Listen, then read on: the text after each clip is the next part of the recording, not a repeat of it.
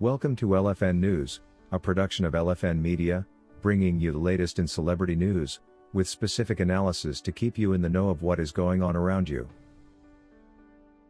The just concluded R. Kelly Chicago trial came with its own fair share of surprises. It was by far the most dramatic trial of the decade. It's funny how the most disturbing revelations from this trial had nothing to do with R. Kelly, the center of the trial itself. One could almost get the feeling that karma was playing its role all through the trial. It's no wonder R. Kelly got out cleared of more than half of the allegations against him. And one can't help but wonder, had the jury been more considerate, the guilty verdicts would never have seen the light of day, as they were all based on fabricated tapes, which the judge intentionally refused to have a forensics expert verify their authenticity. Well, although there was a lot of drama stemming from the disturbing revelations from prosecutors' witnesses, the most shocking, and probably most disturbing of all, was the revelation that Lifetime's infamous documentary series, Surviving R. Kelly, that actually played a great role in propelling R. Kelly's defamation campaign and subsequent indictment, was actually a scam. Of course it was. But how could the feds have missed this all this time? Or were they actually all part of the ploy? One of the prosecutor's key witnesses, and probably the most dramatic in the entire trial, was Lisa Van Allen, who also happened to have participated in the Surviving R. Kelly documentary series that premiered January 3, 2019. Now, Lisa testified that she first met R. Kelly at the Home Alone video shoot and right away openly lied to R. Kelly about her age. Who does that? He asked me how old I was and I told him I was 17, but I was actually 18. She testified. Clearly, Lisa is inclined to lying about her age with no clear motive whatsoever, evident throughout her testimony. But that's besides the point. The actual concern was during her cross-examination, when Lisa was forced to confess she had lied to several other people that she was 17 at the time, including the prosecutors and the grand jury at R. Kelly's 2008 trial. How convenient. It was also ascertained that the only reason she later admitted that she was not 17 at the time, as she had always claimed, was because the prosecutors in this case had later confronted her with the fact that the Home Alone video was actually shot at a time that would not allow her to be 17. She downplayed the allegation, claiming she did not remember, but as the grilling got intense, she eventually admitted to the fact, also admitting she was actually 18 the whole time she knew Robert. In her confessions, she also confessed she had lied in the Surviving R. Kelly documentary series that she was 17 when she first met R. Kelly, revealing that the producers would not allow her mention she was actually older, as that would not yield enough sympathy from the viewers as intended.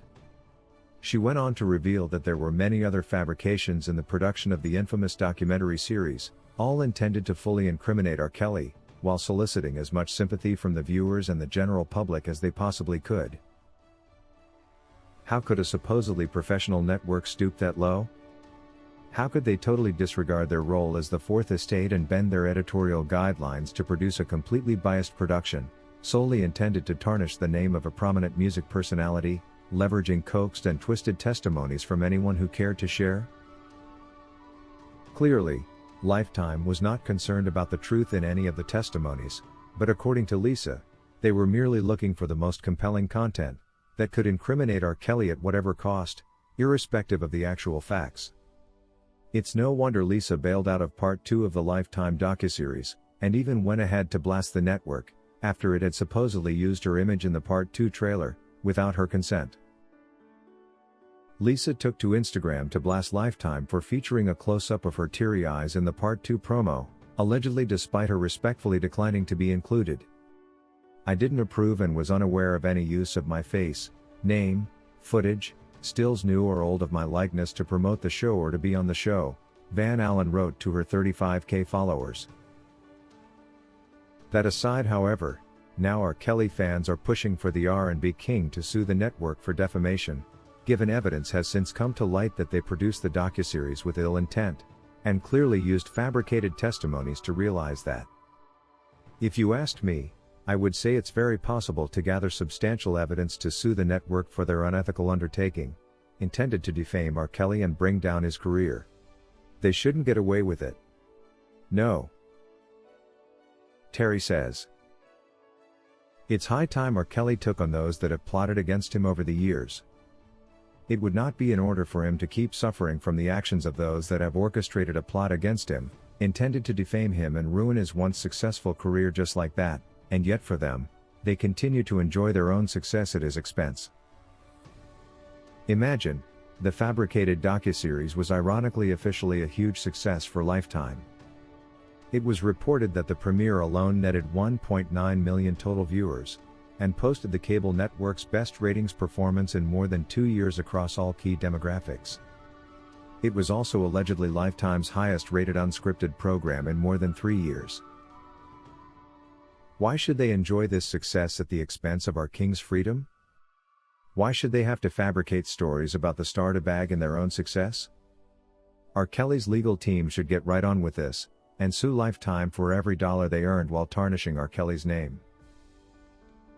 Sterling says, many are saying that R. Kelly should wait until he is done with the appeals and finally free before he can sue Lifetime, claiming that way, there will have been enough and substantial evidence gathered in that regard, and he can be assured of a sure win once he sues.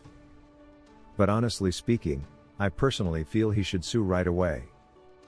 R. Kelly, though currently incarcerated, still has the powers to sue any entity that wrongs him. And Lifetime surely wronged him big. Their documentary is what actually prompted the indictment and subsequent arrest of the R&B king, and now that evidence is coming to light that the network was actually untruthful in their publication, then they should be called to account. The network, together with the docuseries producers, should be sued already.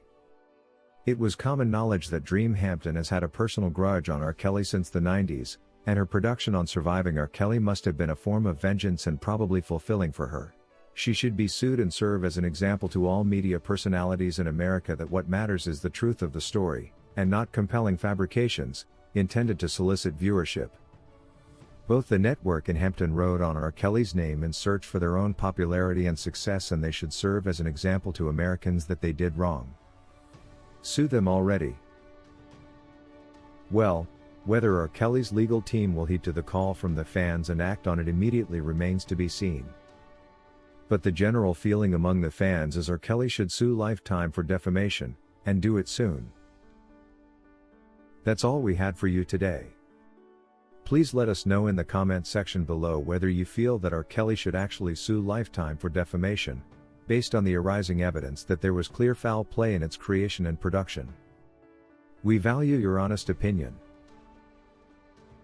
Thank you for watching LFN News, a production of LFN Media, giving you another view of issues at hand. To get notified whenever we post a new video, subscribe to this channel now and hit the notification icon. And remember to give us your comment on the subject matter below.